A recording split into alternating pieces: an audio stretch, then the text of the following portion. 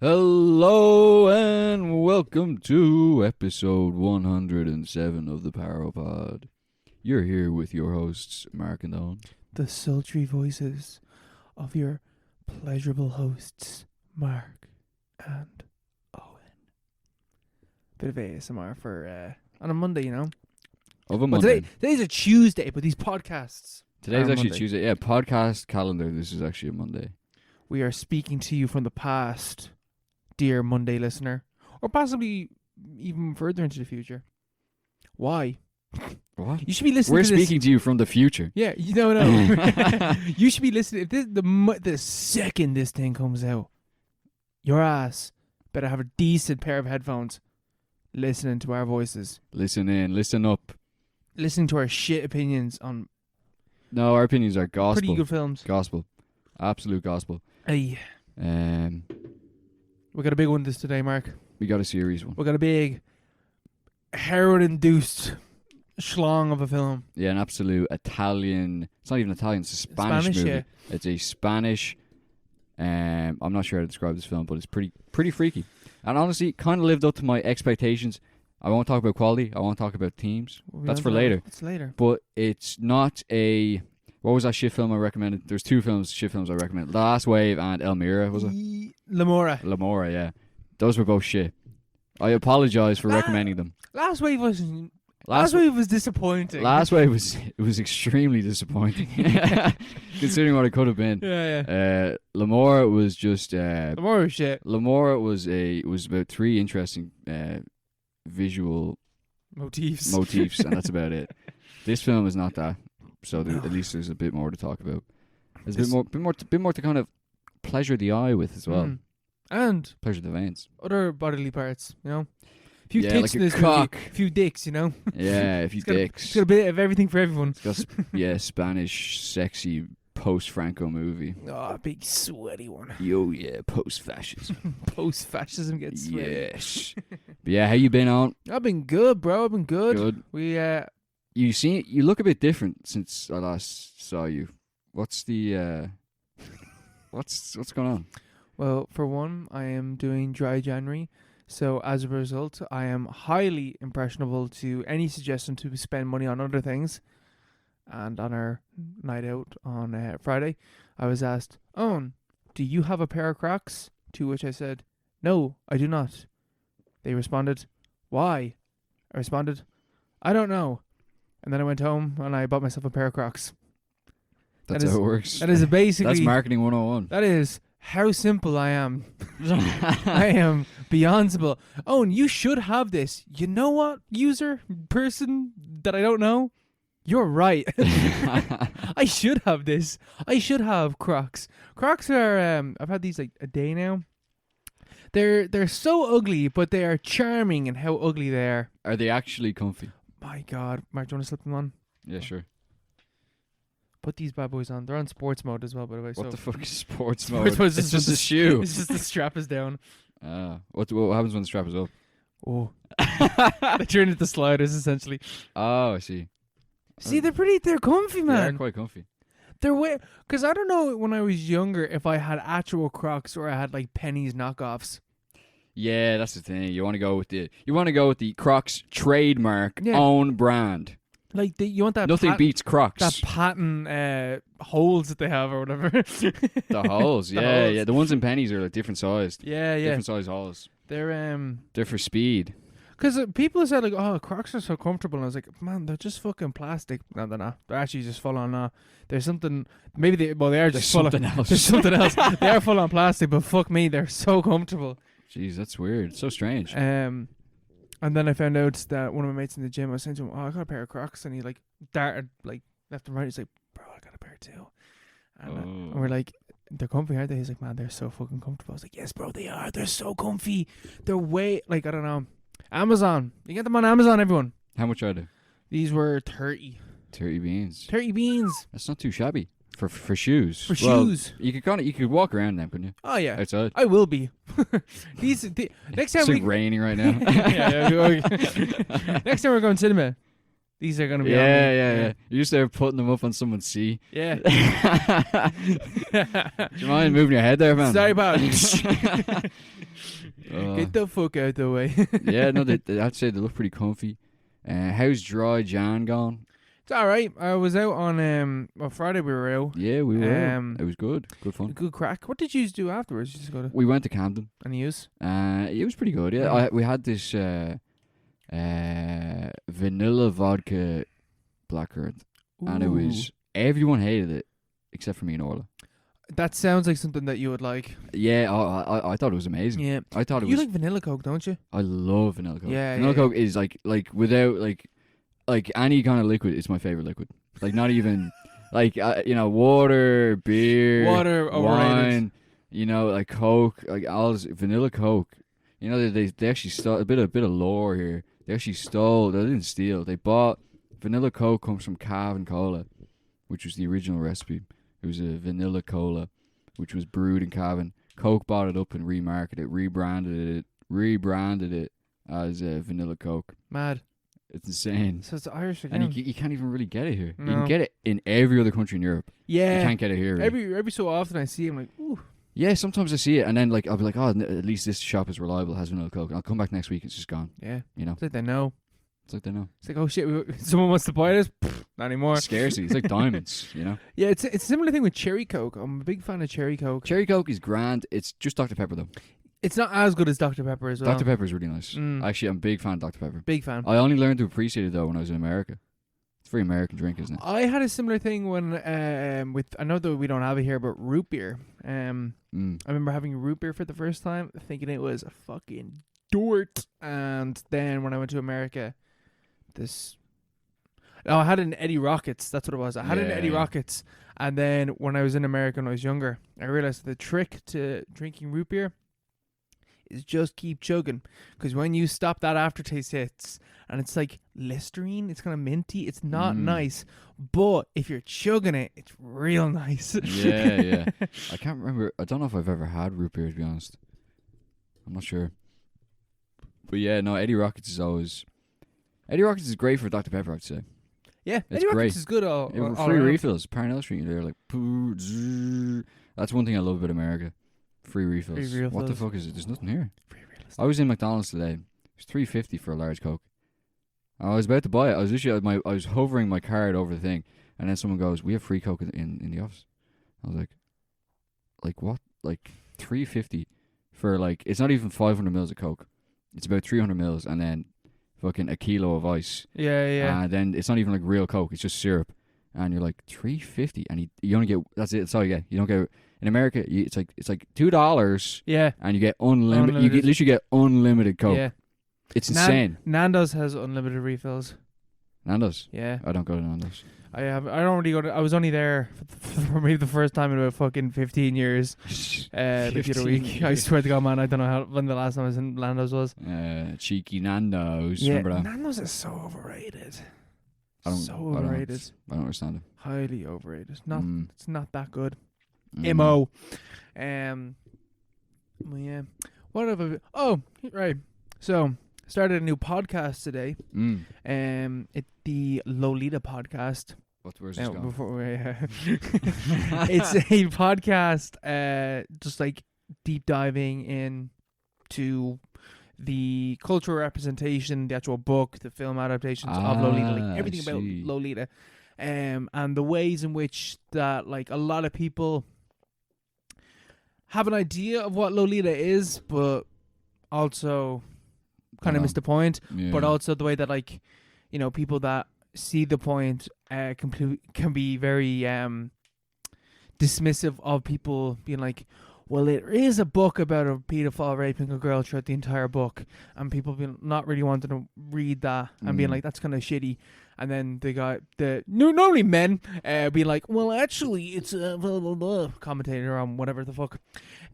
Scratch all that shit. Interesting thing that I found out listening to the first episode. C.W. Lewis? W.C. Lewis? C.S. Lewis, the Narnia guy? Yeah. Yeah. Who wrote Alice in Wonderland? Lewis Carroll. Let me Alice in Wonderland. The guy that wrote Alice in Wonderland. Yeah. Huge pedophile. He was, yeah. Huge pedophile. It's Alice in Wonderland. Yeah. Never knew that. It's Lewis Carroll, I'm pretty sure. Yeah, he was a pedophile. Um, I'm not sure about the details. I just remember hearing he was like mad about like an 11-year-old girl or something. Called Alice, Alice, yeah. who he wrote Alice in Wonderland about. Was essentially a child pornography photographer. Yeah. Yeah, not a vibe. Alice in Wonderland. What a fucked up story. Lewis Carroll. Yeah. Lewis Carroll. You're right. Yeah, huge people. I was like, because they said it, and I was like, what? I have never heard that before. Yeah. And then I went onto his Wikipedia page. I was like, oh, there it is. there it is. Yeah, it's just kind of just it's there. just right there if you just scroll down a little bit. You see, like when you're on mobile and you see like early life, it's like career, it's pedophilia, controversy just pops up and you're like, oh, yeah.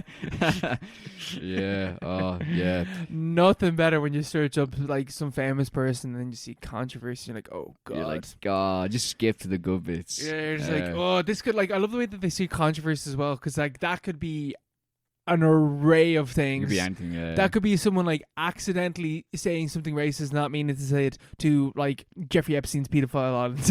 It's like Jeffrey Epstein Wikipedia articles. Controversies. Yeah. It's like early life, career, philanthropy, controversies. References. Yeah. Yeah. Klaus Kinski's Wikipedia is great for that. And what's his name? What's his name? Fucking Harry. Is it Harry Sheen? What's his name? Martin Sheen. Martin Sheen. No, the other Sheen. Charlie Sheen. Yeah. Harry Sheen. No, yeah, his is great for that as well.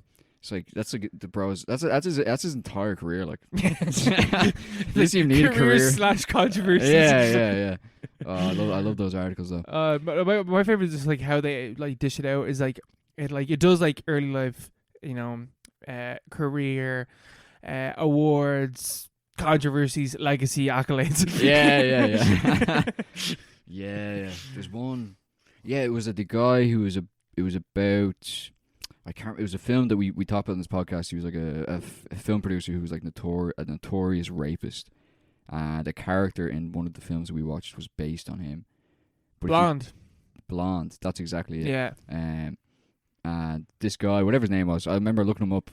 I think after, or maybe before or after we watched the film, and it's just like, early life, career, philanthropy, political views, stuff like that. And then right at the end, there's literally like one line saying like, this guy like raped like 50 women.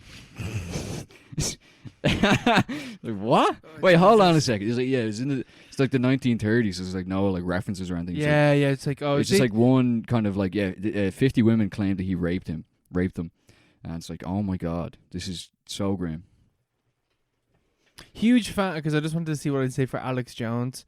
Early life and influences, early broadcasting career, InfoWars, views and incidents. Views on incidents. That's very generous. Connections to Donald Trump, litigation, personal life, media, notes, references. Legacy.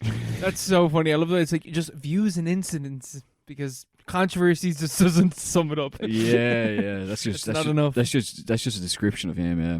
Yeah, it's like, what did you like? If you just want to read like a life of controversies, just read Alex Jones. Yeah. Just tune into InfoWars. Ooh, I wonder what it says for Kanye. Yeah, that is because he lived such a colorful life. Because he would have I imagine he's got a big old Wikipedia page. Oh, I'd say so. Donald Trump, actually, what's his like? Who do you think has who do you think has the longest Wikipedia entry page? I'm not sure, because don't they have like a limit? I remember it'd be a politician. Ever go onto a politician's Wikipedia page and it's just like, this was clearly written by someone, by them, by someone who was paid by them. So we got early life versus Kanye, early life, musical career, musical style, other ventures, and then straight to controversial views, personal life, musical influence, awards and achievements, discography, videography, tours, books. See also notes, references, further reading, external links. Damn. That's pretty. I feel like 9/11 would have a really hefty Wikipedia page. Yeah, I'm going to check that right now. I'm checking Trump's at the minute. He's a very long article. Personal life, business career, media career, presidential campaigns, presidency, post-presidency, public profile. That's kind of it's pretty short. Oh wow, okay. What's 9/11 like? There's literally, they actually do know What person has the largest Wikipedia page? Stephen Puritt? Who the fuck is that? Yeah. Is an American Wikipedia editor with the highest number of edits. Oh, no. That's not what I Who's the wanted. longest article? What is the most complicated Wikipedia article? The Manhattan Project. 17,000 words. That's ironic, isn't it? That is. The Manhattan Project. What a waste of time. Yeah. It's not that hard to explain. They just blew up a big bomb. They made a bomb. They made a bomb. And then they felt bad about it. It's not that difficult. Actually, you ever go into the those Wikipedia rabbit holes where you're just reading about Chernobyl at like 2 a.m.? Oh, nothing better. Chernobyl is so interesting. Sometimes I just go back and reread that. It's like the details, stuff like that. It's so interesting. Or I read about cryptids. Oh, that's my favorite is like creepypastas and stuff like that. Yeah. Or urban legends. Urban legends. The Bunny Man. Yeah. Stuff like that. Stuff that like that's what Wikipedia is there for. Yeah. That's what makes it like fun to read. Donald Trump's page comes in at number 9. His presidency page ranks at number 8. Longer than his own life. The 2020 coronavirus pandemic cases page is the 3rd longest Wikipedia page, as well as the timeline of Jesus Christ. The timeline of historical geopolitical changes is the 2nd longest page. What does that even mean? The timeline of historical geopolitical changes. That can mean anything. Joe Biden 2020 presidential campaign endorsements now the longest ever on Wikipedia. That's something where like some fucking dork in the Democratic Party was like, oh, wouldn't it be cool if Joe Biden had the longest Wikipedia article? That's, yeah. You know, endorsements. It's just like fucking Joe Blogs and like, you know, it's like Nancy Pelosi. It's like Jill Biden and stuff like that. Jesus. That's, okay, so this is the first one. Former federal... Oh, these are all the people that endorsed them. Yeah. Just a list of everyone that endorsed them. That page is like literal propaganda. Why did no one is interested in who endorsed him? Literally no one. That's insane. If you cared, you'd have one person like, I respect their opinion. I don't need to know if John McCain endorsed him. And Jimmy Carter endorsed him. Those aren't relevant. Shocker, Barack Obama endorsed him. Barack Obama. Oh, his son endorsed him. Oh, what? Really? Wow. Do you hear about that stuff about what is it called? The Twitter files, or the fuck is it called? Yeah, I read about that. That's a lot of... Yeah, and it's silly. stuff about the journalists... Hunter Biden. Yeah. No, that a lot of it is... that's pretty well founded. Like, that is insane that they cover that up for no reason. Like, for literally no reason. That's what I'm like. It's like, oh, they're covering this up. It's like, yeah, but it's a nothing story. No, but it's the same reason that they tried to go after Trump for that as well. And it's the same thing. It's like, you know, remember like Hillary Clinton? It's like your emails were on like an unsecure...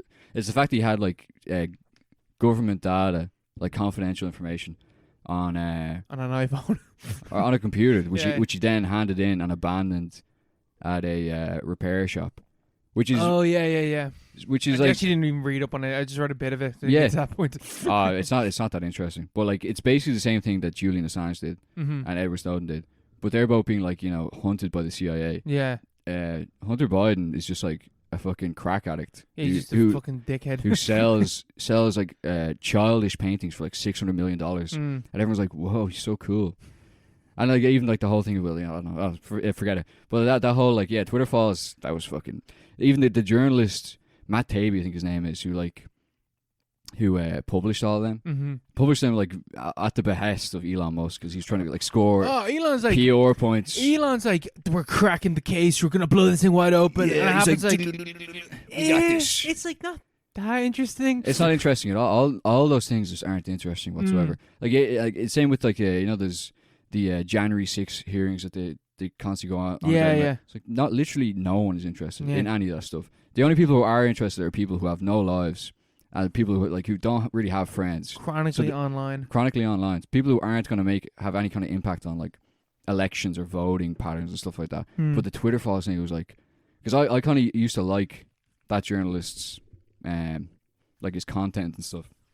I used to at least read. Yeah. I give his stuff like, I give it a chance. I give it the benefit of the doubt. But I saw that, I was like, this is just like, this is a bit pathetic because clearly you're just like It's clickbait. You're a lackey for like this fucking weirdo, who has a clear agenda. It's like everyone already knew this stuff was true. We don't need to confirm by like, oh, we've cracked. We're exposing the truth. Yeah, In we're like, democratizing. We're democratizing the internet. Yeah. No, you're not. No, you're not. No, you're not, bro. No, you're not, Mr. Billionaire, richest man in the world. Yeah, go outside. Go outside. I think it's hilarious. Like, Elon buying Twitter just outed him as the biggest fucking dork Yeah. Like in the world. The guy's total fraud. He's a complete fraud. He's a complete fucking dork. Yeah. He's such a sap. Yeah. It's like, oh, he's a genius and stuff like that. And you have all his fanboys and stuff. They're the most pathetic people. What are they called? Surely they're Muskians or something. I'm sure they have a name. Musky boys. Musky boys. City boy. It's like, it's so pathetic to see them. I'm not even on that side of Twitter. I haven't been on Twitter for a while. I haven't been on Twitter in ages. But anytime I'd see them, it's just like, oh, he's trying the best. He's a genius. It's like, if you read his tweets, this guy's clearly not. This guy cannot be. I'm sorry. No, just look at his Twitter. Literally look at his page. Yeah. You know, Man is tweeting memes about how he thinks he's Batman looking over Gotham. I don't need to think anymore about them. even his memes, His memes are shit. they're dog shit. They're like 4 or 5 years old. They're memes that he takes other people's memes and reposts them, but the memes aren't even good in the first place. They're not. Yeah, they're like, there's something that like, you know, a lame person would think is funny. Yeah.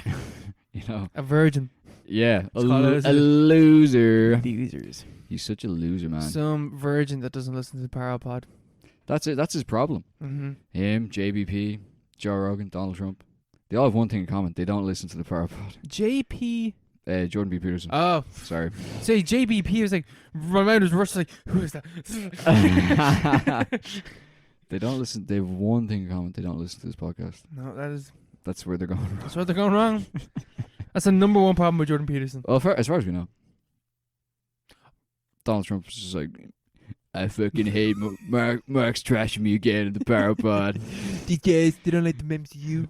Oh, he doesn't know what he's talking about. Elon's a good guy. He's a great guy. See, this is going back ages. You see that clip of Dave Chappelle bringing Elon up on stage? No. Did you all see that? No. So they were in, I think it was San Diego, maybe it was San Francisco. One of the sands. There's sand somewhere. And Dave Chappelle brings Elon up on stage. He's like, everyone, round of applause for the richest man in the world, Elon Musk. Boo! The entire place. And Elon just stands there not knowing what to do. And fucking Dave Chappelle's like, oh, it must be everyone in the cheap seats booing, and the entire arena is booing. Oh god. Oh, it is delightful. I've never seen that. I have to Oh, pull it up for yourself there. I'm pulling that up. Pulling that up on the our Parapod join to TikTok. It's it's a sight to behold. It's also hilarious because like Dave Chappelle is such a fucking shill. That's the thing. A lot of people just sold out for him, like trying to be in his good books. Yeah, he's it's the same like sphere of people. Yeah, so Bros, holy my tears. Yeah, like that's what happens when you surround yourself with a bunch of yes men and you form a cult of personality in a very small clique, and then you step outside that circle and you're met with the real world where people fucking hate you. Yeah. Management. That's how they all work. Yeah. Scum of the earth. Yeah. People are like, he's not a nice guy. He's not a nice guy. He's not a nice guy. Not a nice guy. Controversial opinion. Not a fan of that guy. Hot takes coming out of the Power Pod. Hot take. Not a fan of Elon We're Musk. coming out of the closet as an anti-Elon Musk podcast. Shockingly. I know we might get banned from Twitter for saying this. I don't care. We should so totally. Are they still doing that thing where you pay for the verification? Yeah. Oh, we should do something with that. I don't know. We should do something. We'll figure it. I'm putting my fingers together and thinking menacingly now. We'll figure something out. He's stroking his chin, twirling his mustache. The possibilities of ruining a company through this. I think now you have to like when you like get the blue tick, to change your name or change your avatar, it needs to be approved manually. Ah, bollocks. Yeah, that's how they got around that. Fuck's sake. No. That's not idea in the toilet. Oh, well, we'll figure something else out. Listen, we'll think about something else. Yeah. We'll think about a few movies. Yeah. We can talk about a few films. Might as well. 25 minutes in. Yeah, listen. There's not much in the docket. The people are here to listen to our opinions and what happened in our lives over the last 10 days. Yeah. This podcast is a film podcast first and a friendship simulator second. But it's not even a simulator because we are friends. You. Yes, you. Look in the mirror. Look in the camera. Look in something. We're talking to you. We're talking to you, bro. We're your friends. Or girl. We're listen here. Love. That's genderless like that. Yeah. Hun. Dude. Yeah, dude, that's good. Dude. Listen here, dude. Listen here, dude. We're friends. We're your mates. Yeah. You can talk to us. You can tell us our dirty, dark You secrets. can tell us anything. Comment down below your deepest, darkest secret. Share your hard drive with us. Yeah. Hey. Right.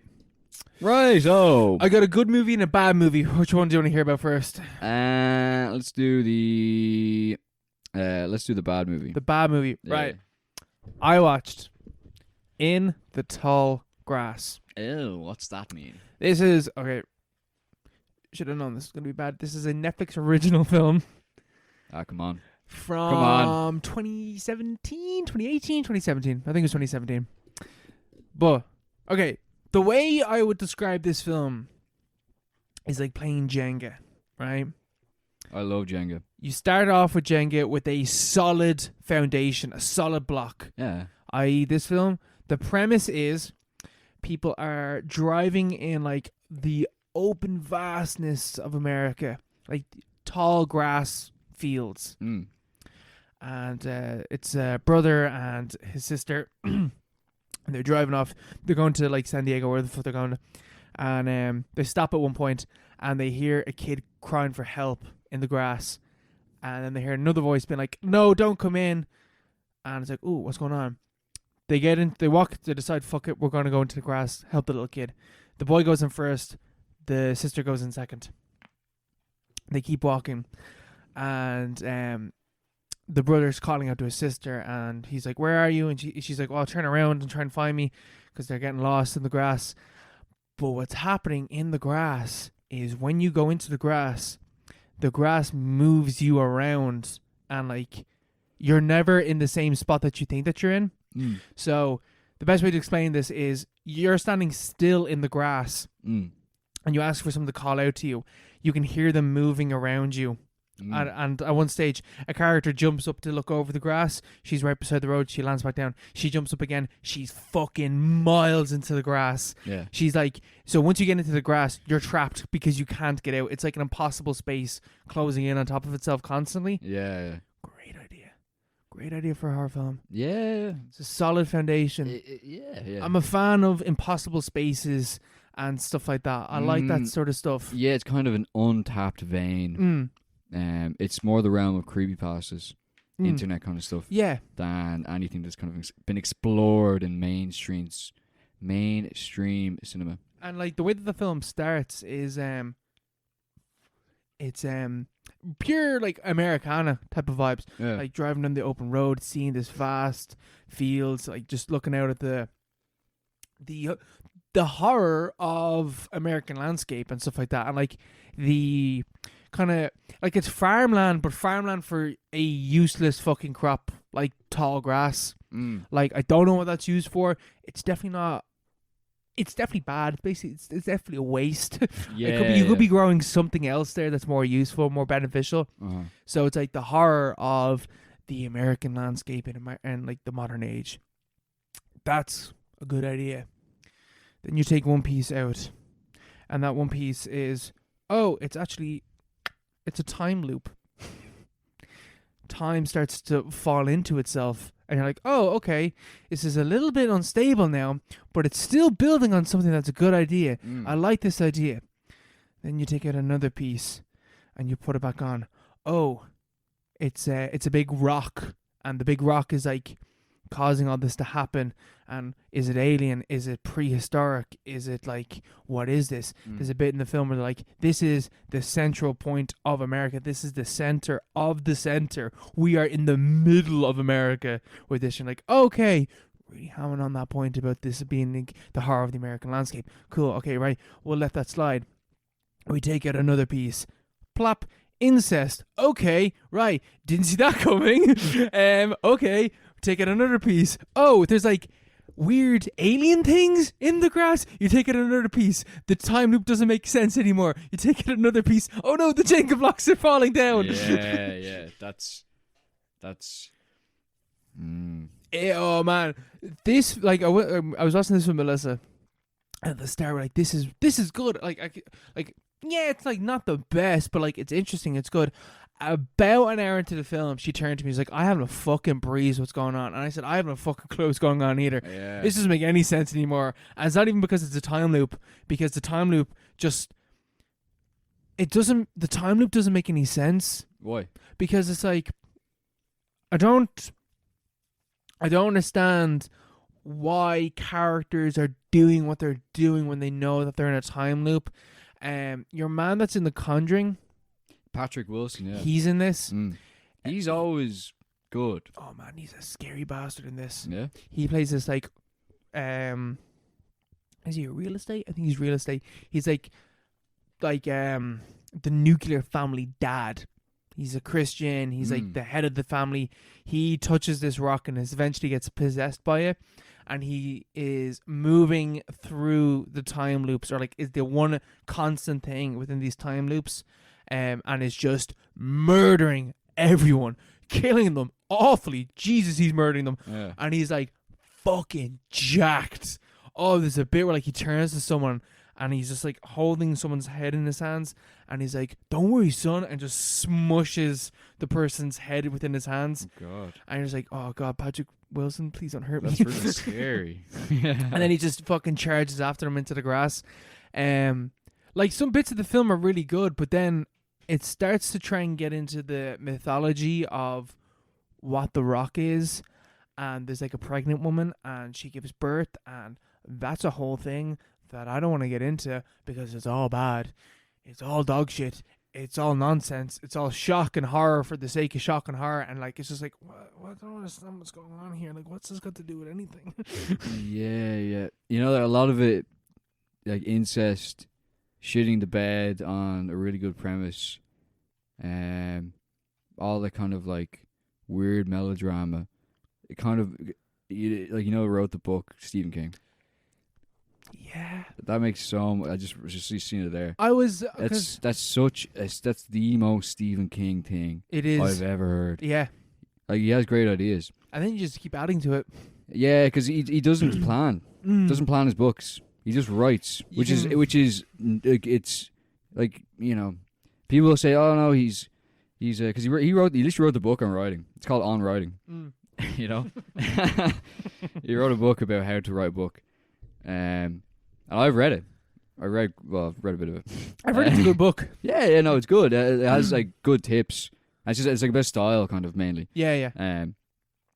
But like his it doesn't work. Like, it can't be replicated what he did, because he has great ideas. He got lucky at the end of the day.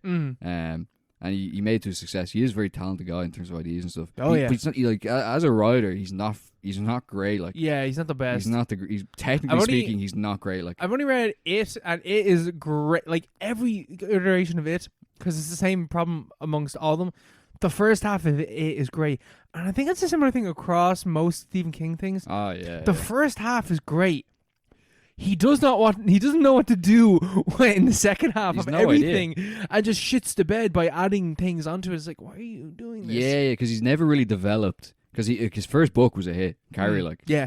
So he's never really developed beyond that point. That's like my impression that I've gotten. Like, even The Shining was a huge hit.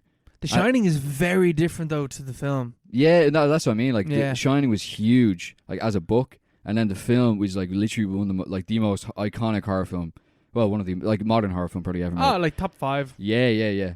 So like, at that stage he'd only been writing for like I think 5 years. But The Shining, like the book, is like if you read The Shining, you know what we're talking about. Yeah, yeah. Like it's a good book with loads of great ideas, but the ending is absolutely atrocious. It's awful. Like he clearly has no idea where he's going. But by the time you get to the last act, you're like, this is just going nowhere. Like how's this? Like none of this is really like tying in together. And then at the end, you're like really? Yeah, really. That's And then he was like, the movie version. I didn't like the movie because it altered the ending. It's like that was the problem with the book. Yeah, it's fucking dope. Yeah. Even like in terms of like the ghosts and stuff of that are very different. Yeah.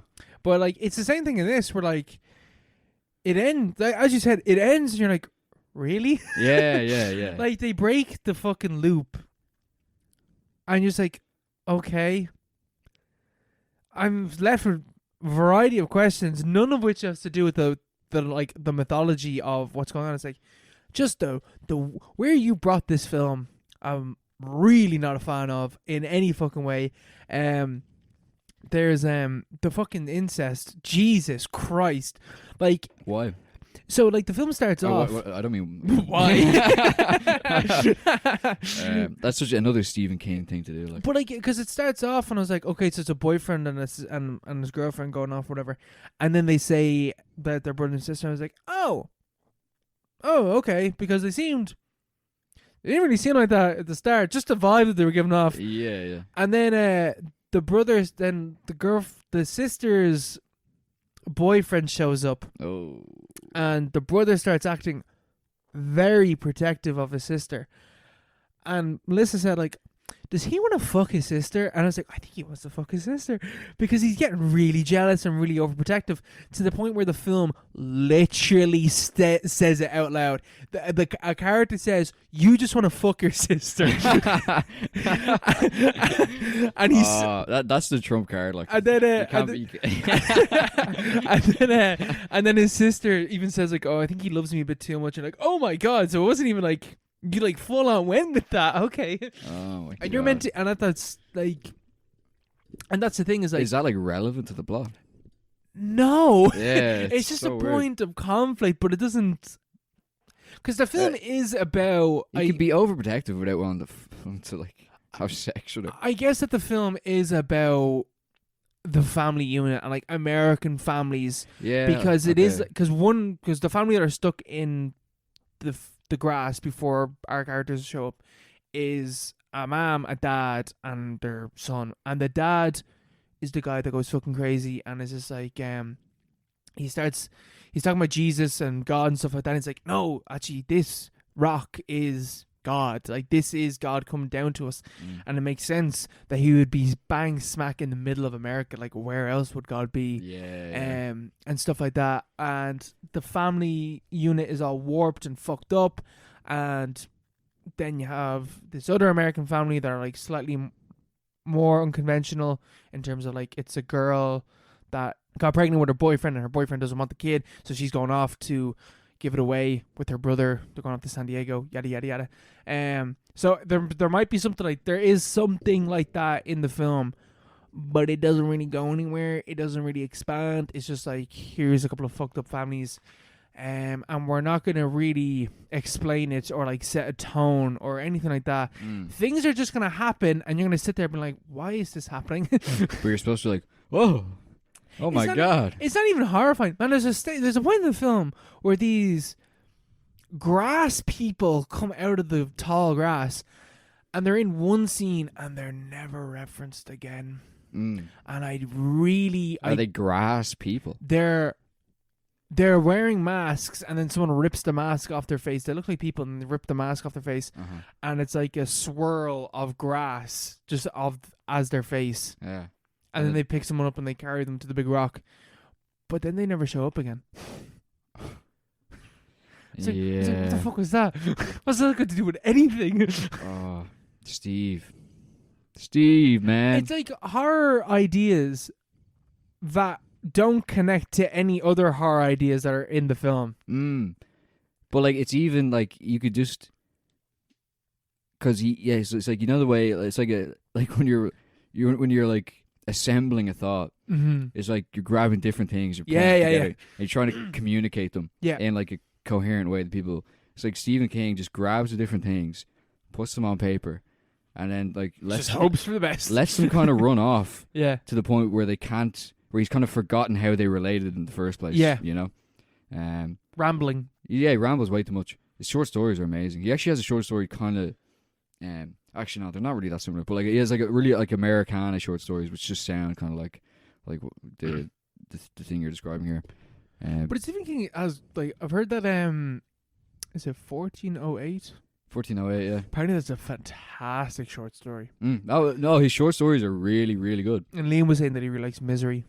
Misery is good. Yeah, Misery's really good. But Misery's not a horror, like really a horror. It's more of a thriller. Like but it is really good. I just forget that he did that. Yeah, That's like shocking because like that's not like anything else he's done. Yeah, to my knowledge. Because it's like he wrote that in the 1990s, I think, or mid 80s maybe. And that was like kind of like his books start getting shit, to be honest. But like Misery's really good. But it's more like it's just like it's like something you pick up in an airport and like read on holiday. Yeah. It's better than that, but it's like more along that vibe than like a horror book that you're gonna sit down and be like, oh, what are the themes? Yeah. It's like it's a good book. It's a good read. Yeah. Like a good read. But he has Night Shift. It's one I'd recommend. It's a collection of short stories. I think it's his first one. So many Children of the Corn stuff is in that. Oh shit! Really, really, really good set of short stories. I can't remember. I read them like when I was like 13 or 14, but I just remember being I was like, because it's just his ideas, and he doesn't have long enough to ruin them. So he has 20 pages, and you're like, oh, that's really evocative. That is, you know. Oh, that's such a great description. You fill in the rest in your head. He doesn't have enough to ruin it. Yeah. It's really good. Yeah, that's Stevie King. Yeah, I always think it's mad though when you're just like, oh yeah, he really likes like Shining, Carrie, Children of the Corn. Like you just name off like horror icons. Like Stephen King did that. Did Stephen all King of them, wrote yeah. that. It's like all that stuff, you know. The Stand. Oh, we won't talk about that. Yeah. We won't talk about The Did Stand. he do Insomnia? I feel like he did. I feel like he did. Because I was trying to think of like thrillers that he's done, and I think he did Insomnia. Yeah, it kind of rings a bell. I haven't read it though. I definitely haven't read it. I've never read it. I've never seen the film. I didn't know it was a film. It's a Christopher Nolan film. Is it? It's his first, I think. Stephen King. No, Memento's his first. It would have been his second. They don't even have his fucking bibliography. He's just an whole fucking article. He writes way too many books. I think he's like one of the most prolific writers of all time. I literally think he's written a book a year. Yeah. Or something along those lines. It is. It's something similar, but like the pace with like for example, I just randomly flick down his bibliography. It's just Under the Dome 2009. Oh yeah, I forgot he did that. That's literally I haven't read that book. He wrote the Simpsons movie. Yeah. 5 years after the Simpsons movie came out. Yeah. And then Under the Dome, the TV series, is the worst TV series ever made. Like honestly, it's the worst TV series I've ever seen in my entire life. It's so. I watched the full thing. There's 3 seasons. Jesus, that's a lot. Yeah. Is that literally just a dome? Is just placed on top of a town? Yeah, and they have Hank from Breaking Bad, and a load of like these like. It's just shit. It's just dog shit. But anyway, it's 1,100 pages long. 2009. Then he released a book in 2011, which is 900 pages long. It's like, bro, hire an editor. Like, I actually read that book. It's 11. It's called 11/22/63. So the day Kennedy got shot, and it's pretty good. It's obviously nothing to do with horror whatsoever. It's about a romance. It's basically like fucking Time Traveler's Wife, but about the Kennedy assassination. Oh, it's all right. Yeah. It wasn't worth spending a summer reading. I'll tell you that. I'll tell you that. I wasted the 12th summer of my life reading that fucking book, just sitting out in my garden reading that on my Kindle. I was like, oh, this is pretty good. Get to the end of it, thinking back, it's like I wasted that summer. Like I wasted that time. I remember reading it and be like, this is good. This is because I don't think I've really read much horror books outside of House of Leaves, which is the greatest horror book ever written. But excuse me, when I was reading, I was like, yeah, this is pretty good. It's pretty good. It's pretty good. And then the ending happened. I was like, Not a fan of that. Yeah, all that Not a fan of that. all that sex. Even taking that out, just the stuff when they're an adult is just shit. Ah, yeah. It's mad. I don't understand why it's so bad. It's just bad. That's another. He always has a self-insert. Like it's just one character. Usually the main character is just Stephen King, but with a different name. Yeah. Salem's Lot. That's really highly, highly underrated film. Toby Hooper. Pet Cemetery as well. Film and book. Pet Cemetery. What a great book. What a great book. I can't. Actually, I totally forgot Stephen King existed until you started talking about this. I completely forgot. Sometimes I forget. It's like, although to be fair, like if you're writing a book a year, surely the fuck some of it is going to be good. Yeah, but like almost all of it is dog shit. Like if I write 50 books and 5 of them are good, that's 10% being good and 90% shit. That's true. He does have a good hit rate. He does. He's a higher hit rate than 10%. I wouldn't say it's that. like 20. Which is still a fail. Yeah. Man, the last book I read of his was Revival, which was actually pretty good, but it also had an ending that made no sense. It was about a guy, which is every single Stephen King book. Yeah, book. it was about a guy in a circus who could control electricity, and it was pretty good, but that was a long time ago now. Yeah, or that 2014. But anyway, I watched Avatar 2 last week. What did you think of Avatar 2? I was like, wow. It's the 5th highest grossing film of all time right now. Is it? Yep. This is broken even then. Yeah, it's broken even. Happy days. Yeah, that's great to see. I was filling Orla in on the lore behind it. We watched Avatar the day before, and then we went to go watch it in the Cineworld IMAX 3D. The start is real weird, isn't it? The start? What do you mean? Like just rapidly trying to catch you up on what's going on. And they're like, it's just a voice. Jake Sully's like, the humans went back to their home planet. Yeah. But now they're coming back. Now they're back again. But somehow Palpatine has returned.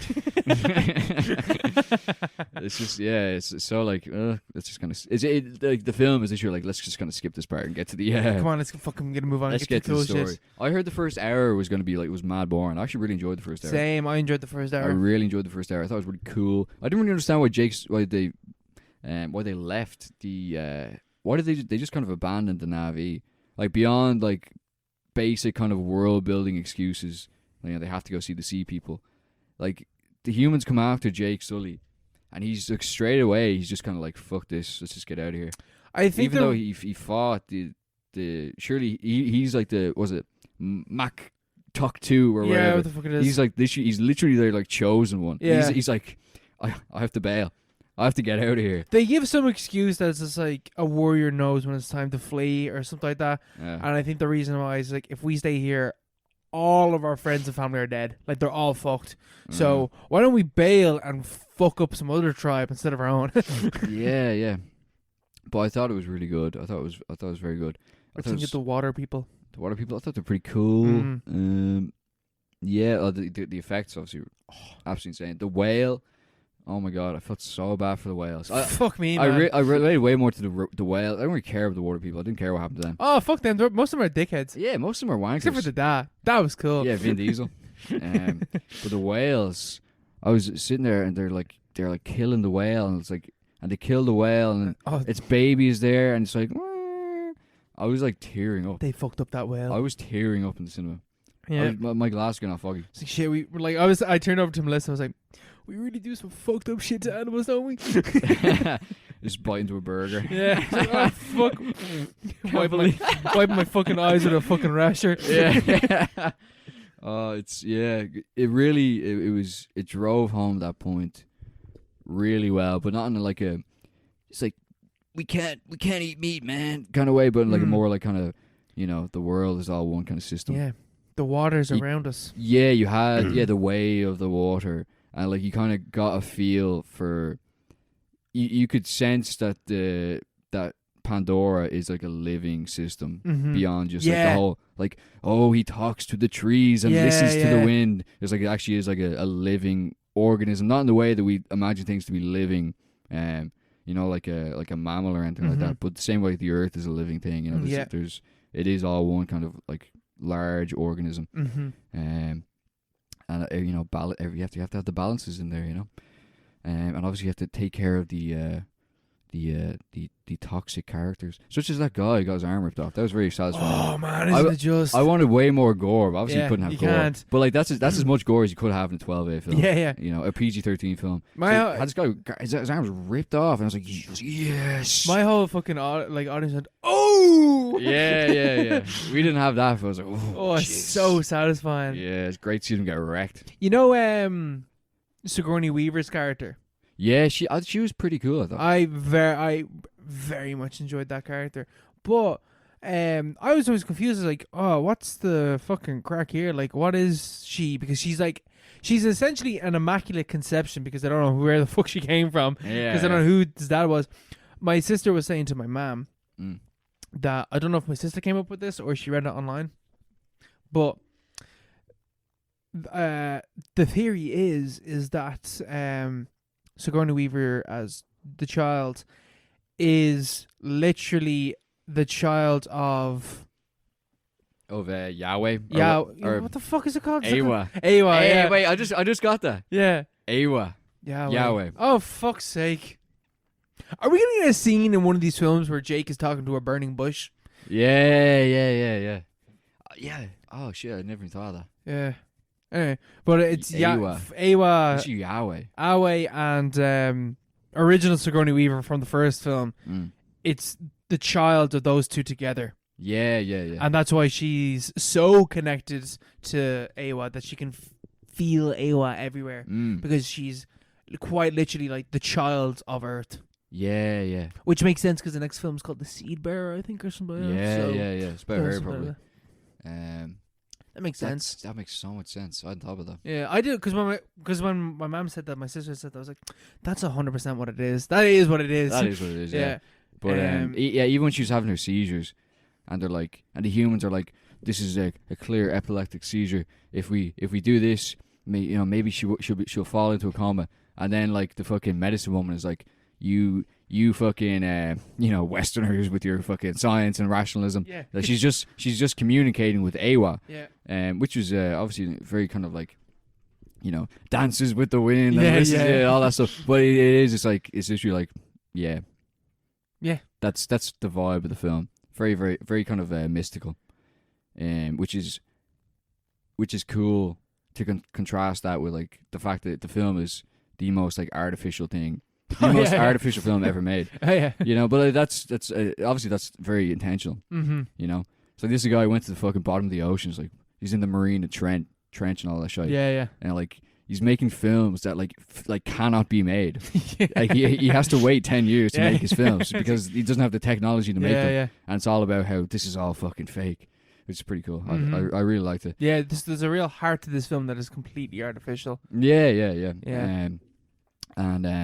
That's the thing. Yeah, there's a soul to the film which you don't get in any other blockbuster. What I enjoy about the fucking film is that there's no fucking quips. There's no one-liners. Yeah, like any of that fucking annoying bullshit that's in a load of blockbusters now. There's no like, whoa, can't believe they almost hit us and shit like that. Like, just irks me. I think we've got company, Jake. Yeah, there's nothing like Fuck there's off. nothing like that which I enjoy massively. Yeah. And there's a real sincerity might not be the right word.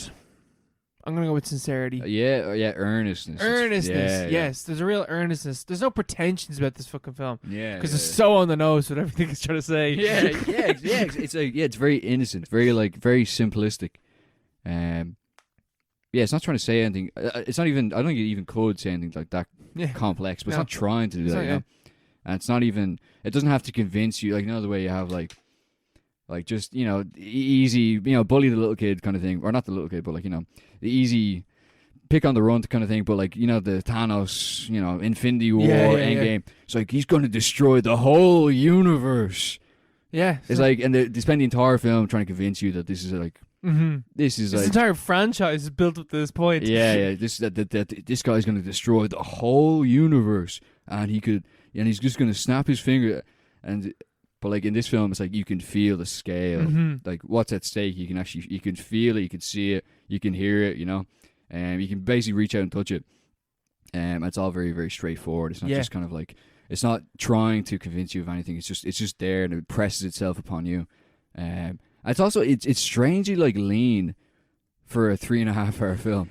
Did you find that? I did not know this was 3.5 hours. Same. Yeah. I was at one stage. I was like, I know I'm a good bit into this, and I'm checking my watch not because I'm bored, but because I'm like, how much like I'm enjoying this so much I don't really want it to end. How far into it? Fuck, 2 hours. I only got an hour left. Yeah, Shit. yeah. I only checked the time to kind of strategize regarding my toilet break. I went just before the big fight because I knew that I was gonna miss stuff there. Yeah, I went. I can't remember when I went, but like something big happened when I went. Anyway, I failed in my mission. I had to ask what was happening when I got back, but I didn't even. I probably didn't even need to go to the toilet. I was assuming it would have been longer than it was, but I really didn't feel it. It was great, and I didn't see. It wasn't like fucking people pouring out to go fucking piss. At like 2 hours in. It was just, people were just engaged. It's very good. It was just great to be in cinema like that. Yeah. That's what you want.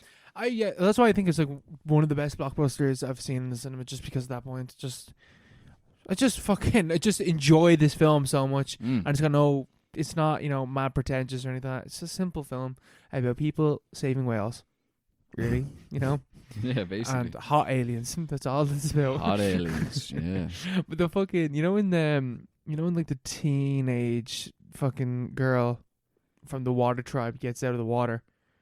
There wasn't a noise. There was a vibe in my audience when she walked out of the water. I was like, and then fucking Melissa's like, I didn't even say anything. Melissa just knew, and she's fucking dinged me because I knew I was gonna say something.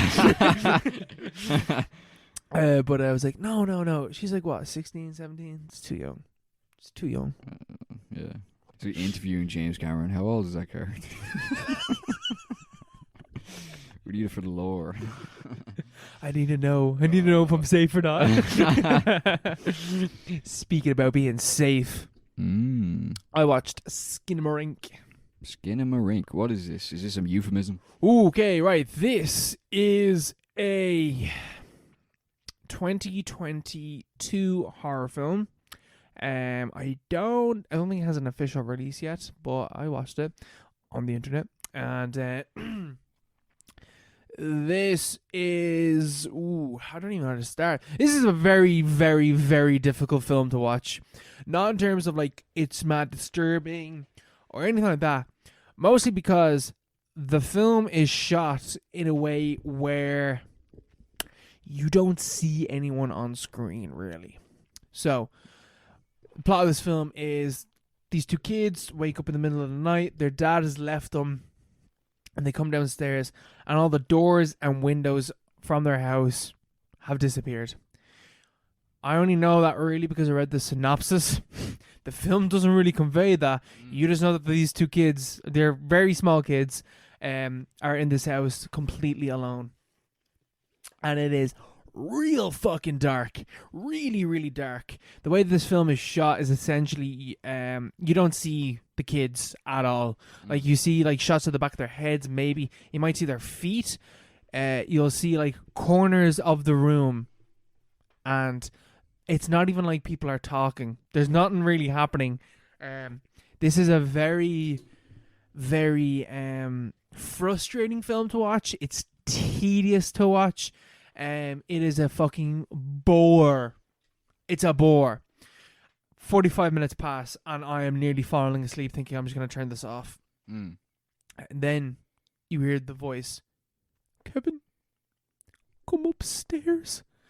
And I'm like, oh, what the fuck? And then one of the kids walk into the room upstairs, and they open the door, and there's someone sitting on the bed, and they're like, check under the bed. I am not joking you when I say I have never been more fucking scared watching a film from that point on. Whatever, like this film is not for everyone. In the least, I have to emphasize this point. This film, I would say 98% of people that watch this film will probably fucking hate it. But this film did something that I have never seen in a film before. It is super experimental. It's just keeps showing you like shots of darkness over and over again. But at a certain point, it's like, I don't even. The film just like makes you feel that like whatever, like it's shooting at like a dark order, but you just know there's something in that darkness that is looking back at you, Yeah. and it's two small children who are completely defenseless to whatever the fuck is in this house. Mm. And it's just constant tension building like that, like, and there is stuff does happen, some fucking awful stuff happens to these kids. Again, it doesn't really show up, but you know what's after happening to them. Oh God. What happens? One of them fucking sticks a fucking knife in his eye and stuff like that. Oh my God. And these kids are like 5 and 7, like they're fucking young kids. Man, the premise of this film is literally like my worst nightmare as a kid. Yeah. Trapped in the dark, alone in your house. There's something in the darkness. Yeah. That's what this film is. I used to stay awake until my parents went to bed because I was afraid that I'd wake up and they'd just be gone. That was literally my worst fear when I was like 10, Jesus, like man. 8. Yeah. That's scary. I'm not gonna watch this film. Oh no! like whatever like fucking vibe this film wants you to be on, I got there eventually. This film was like an hour and 45 minutes, right? It's more or less the same thing throughout the entire film, but from that 45-minute mark until the end, I sat bolt upright lying in that bed, and the last 20 minutes, I was begging for the film to end. Not because of what was happening on screen, just so I could turn on the fucking light. Yeah. Because this film got under my skin, like, in a way that a film has not done in forever. It's been forever since I felt that fear. Skinamarink. Like, again, you might not have that reaction to the film. This is the problem with the film, is that, like, it's not like, you know, recommending Hereditary where like I have a decent fucking chance that I know that you'd like something like that. This is like very, very. I think this film had like a fucking $5,000 budget or something like that. Like there's nothing is really happening on screen, but it's the vibe, it's the atmosphere, it's like the way that the film kind of tricks you into thinking that like, did I see something there? I don't know. Like there's something. I think there is something there. What's the camera perspective like? Backs of heads, like it's shots of Lego on the floor, and then it just pans to like a dark room, and then it just pans back, and the TV. There's a TV that plays constantly that like gives everything this blue hue over everything. Oh, okay, yeah. Like it really, like they're really like. I think at one stage you see the side of a kid's face, and that's it. Oh God. Actually, we'll go for a break. Because Yeah, I'm dying for a piss. We'll go for a wee sus. And I'll show you what this film looks like. Yes. And now for our recommended film segment. For this week, we will be talking about Arrebato. Rapture in, for those who don't speak Spanish, Rapture. Like me. Like you fucking plebs that don't speak Spanish. Yeah, you fucking losers out there. Hola. Hola. ¿Cómo estás? Anyway. Arrebato, or Rapture, as it's known in English. It's a here's what the source is. Jose Sergado is a low-budget filmmaker whose heroin addiction distorts his perspective of the real world. Although he is a depressed and unstable individual, his mood improves when he receives the mysterious films of Pedro, with whom he shares his passion for cinema. Now, with the combination of those two synopses, we can kind of get some kind of inkling for what's going on in this film. Because to be honest, had a fucking breeze what was going on when I was watching this movie. Yeah, it wasn't entirely clear what was happening. You really do need a bit of a supplement, you know.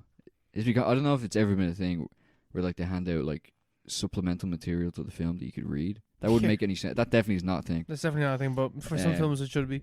For some films it really should. This film being one of them. So it's it's about a guy who's a film director, Spanish. He's in Spain, and he becomes obsessed with this experimental approach to filmmaking. He's also a drug addict, and that's kind of landscape.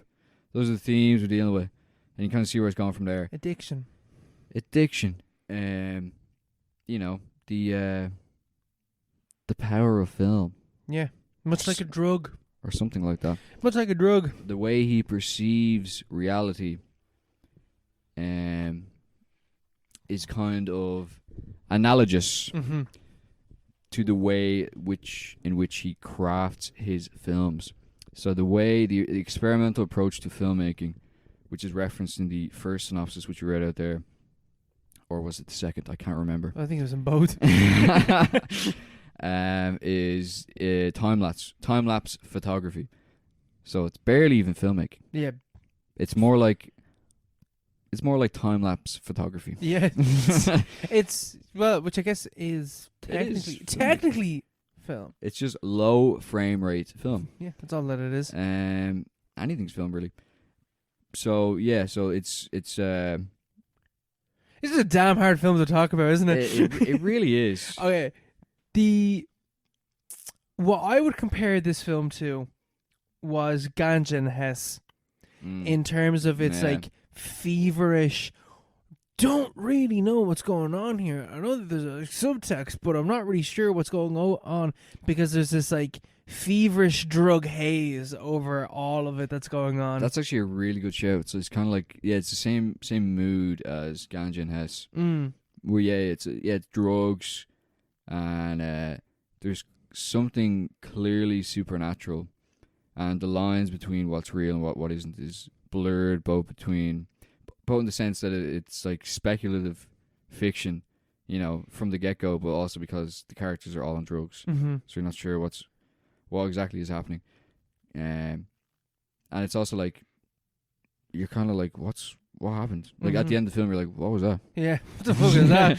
It's like, what was that? Dude got consumed by the camera. yeah. So this guy Jose has this turbulent relationship with Anne. There's this turbulent relationship with Anne, and he receives a mysterious audio cassette and a mysterious set of reels for a film, which he's been sent by Pedro, which is this guy he's only met twice. That's the whole thing. Is like they listen to the audio cassette, and they're all on drugs the entire time. They're like, they're doing all sniffing heroin. They're doing horse, as they call it in the film. They're doing heroin, and there's a lot of like the visual language. It's most similar to Ganja and Hess in like terms of like the visual language of the film. It's very it's the same color scheme. It's like literally the same color scheme. Yeah. The same kind of the feverish, grainy. Yeah, really grainy, sweaty, hot. Yeah, even like the I can't even remember if Ganja and Hess had a voiceover, but it feels like it should have. I can't remember. Like this film, a lot of people seem to not like the voiceover in this film. I'm sure why. I didn't even know what he was saying, but I was like, this is pretty atmospheric. I thought it was pretty cool. Same. I liked it. Yeah. At the start I didn't, but then I was like, no, I'm getting into this. It's like, there's something about it. It's definitely the film that it needs a narrator, like, or some kind of narration. Any fucking sense what was going on. Yeah, otherwise you'd be like, what is this? Because it doesn't like, it doesn't lead to the water. Like it's just, you kind of have to put the pieces together, like using the audio cassette, like the main characters. At one point they put on the mysterious reel of film, which this guy Pedro sent to them, and it's time lapse photography of him like sleeping, and like over time, it's slowly consumed. I don't know what the intervals are, but it's like he'll film himself sleeping over a night. And there'll be one frame at the start. There'll be one frame. One frame which is just red. It's like, why? The thing is at the start is that it started recording him without him telling it to. Yeah. So it just turned on and started recording him. And then there's one frame that was red. And the next time he did it, it was 2 frames. And then he did it again, it was 4 frames. And it was 8 frames. And it was 16 frames. And it keeps getting longer and exponential like that. And he's obsessed with it. He's like, why is this happening? And when he doesn't record himself, he starts getting withdrawals from the camera, from filmmaking, from cinema, until the point where it consumes him entirely. So it is quite like, it's the same thing as heroin from that cinema and heroin have both become this form of escapism for him, for his life, and he's fully addicted to them.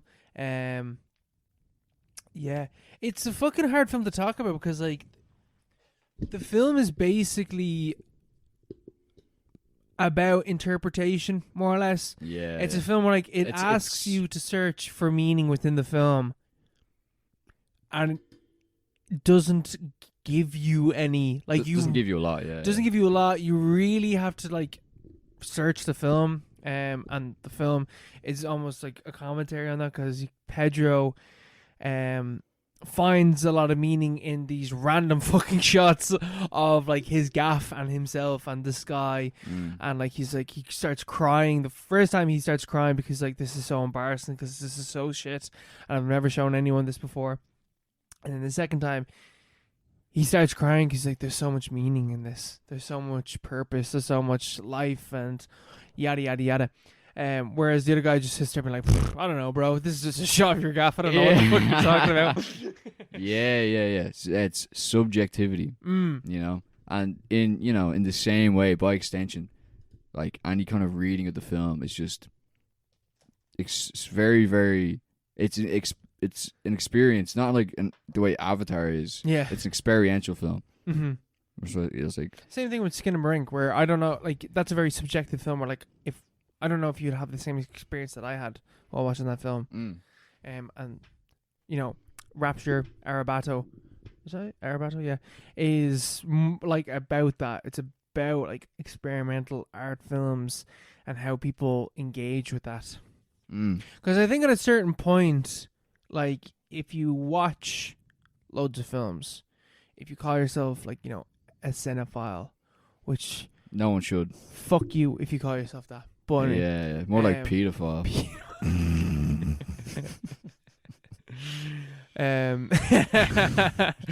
There's a point where you stop watching. You know, there's a point where I feel like there's certain steps to watching films where like you watch, you know, the IMDb top 250 films, and then you start watching foreign language films and like, whoa, there's like other films that I could watch. Oh, this one has letters now on the bottom. Shit, you have to read.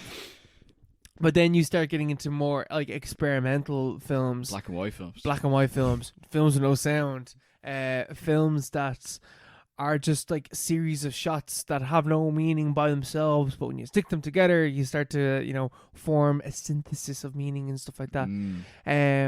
And this film is about that, sort of, and is also a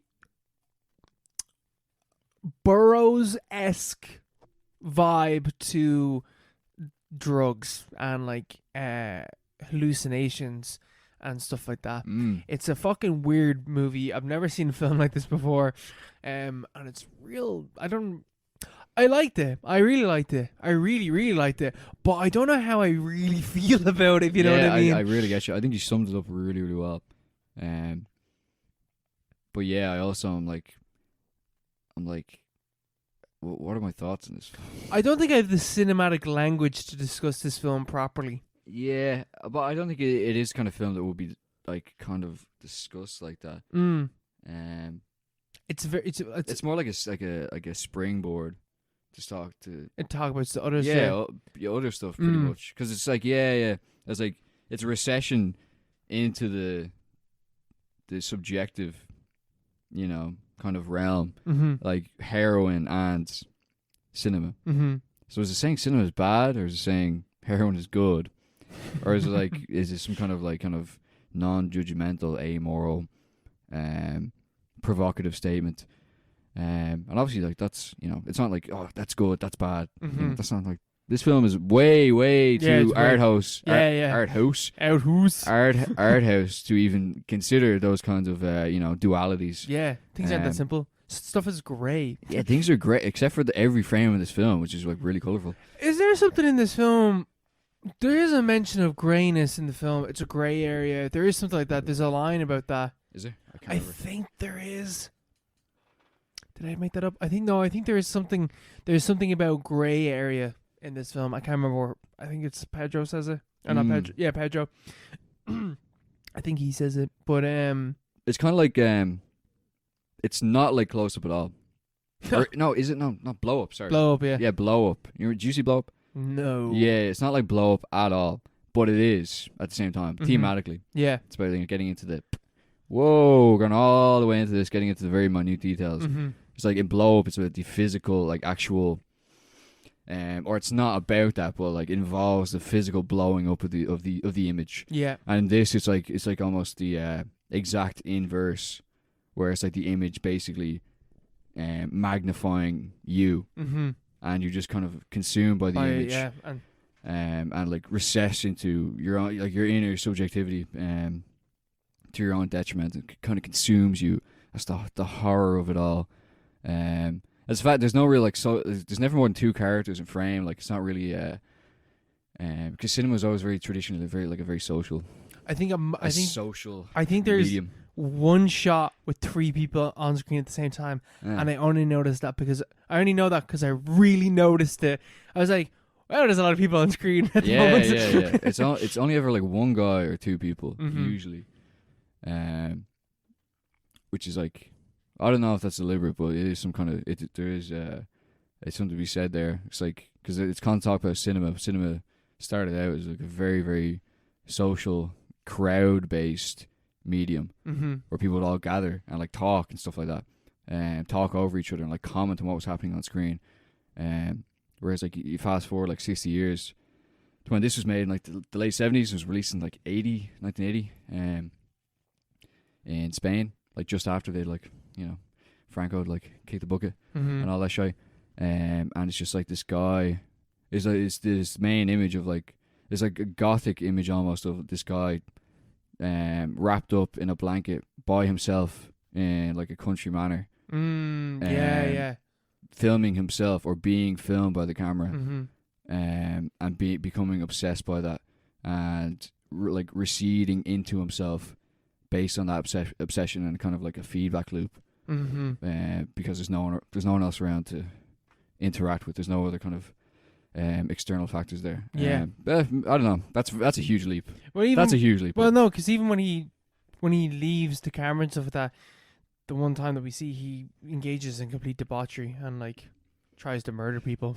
Yeah. So there's definitely something to that. It's what really struck me about this film though is the audio. Yeah. Jesus, the sounds in this film are harsh and abrasive, but also like there's bits where they're so melodic. Yeah. It's like a trance while you're watching it, kind of. Yeah. There's a few bits, but then there's just like screeching noises and like really like just at the start where like, what the fuck is he doing? So one of the characters is doing something very simple, but for some reason there's a police siren going on in the background, and it just adds to the sense of he's doing something that he really shouldn't be, or like the sense that like this is a bad idea and someone is coming for him because he's doing this, even though he's like, I can't remember what he's doing. He's reaching to pick up something, but like it's nothing major, but the sound makes it major, if you know what I mean. Yeah. It's like a derangement of the senses, like the montage. Yes, derangement. That's exactly derangement of the senses. Yeah. I think I saw somewhere or read something that they actually full on did heroin while making this film. I would believe that. The director and someone else did heroin while making this film. They actually planned to make it like a conventional like family drama or something like that. Just like, fuck this. They're just like, let's just put it out. It's anyway. boring. Let's make something cool. Yeah. It's like, well, that's what we made, so just, release it. Hope for the best. It's actually an art house film, yeah. Yeah, you wouldn't get it. You wouldn't get it. It's gay.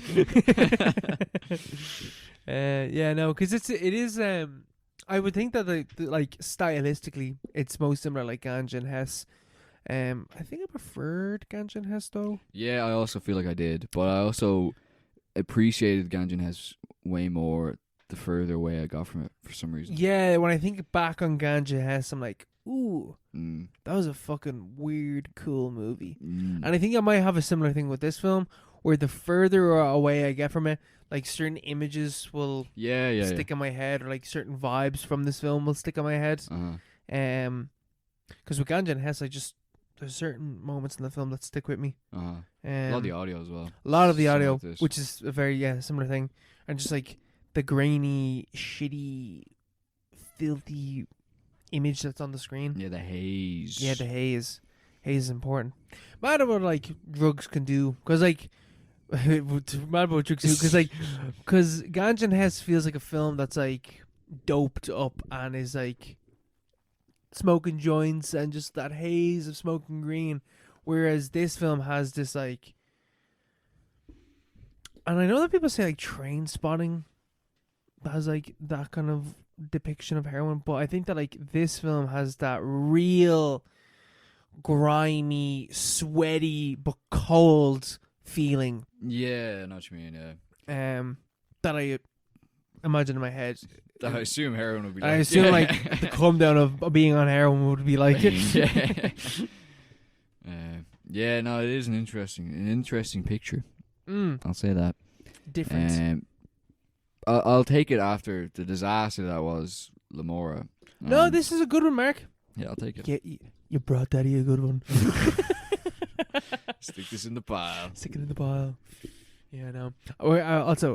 We are this year. Is this our first recommended film? No, this is our second, because technically It's a Wonderful Life. Yeah. Technically, yeah. It's a Wonderful Life was our first. Oh yes, this is the second. So this is our second. So we're gonna compile these films at the end of the year, Uh-huh. and we're gonna rank them. Yeah, we're gonna do the Battle Royale again. Same thing again as we did for episode 100, but let's make that a yearly thing, because Yeah. I really enjoyed doing that. That was fun. That was good. Yeah, I wish we could do that more often, but Something different to do at the end of the year as well. yeah. Celebration. Also, because like at the end of the year, we always have a pile, because it's not a lot of free time, so you got a pile of films to go through. But we can pick and choose our films this year to talk about. Mm-hmm. You know what I mean? But yeah, will we leave it at that? We'll leave it there this week. A little short, little easy one, little light one. Yeah, little light one. Busy cons at the moment, you know. We'll be back 2 weeks' time, where we will discuss Greg Ariaki's Mysterious Skin 2000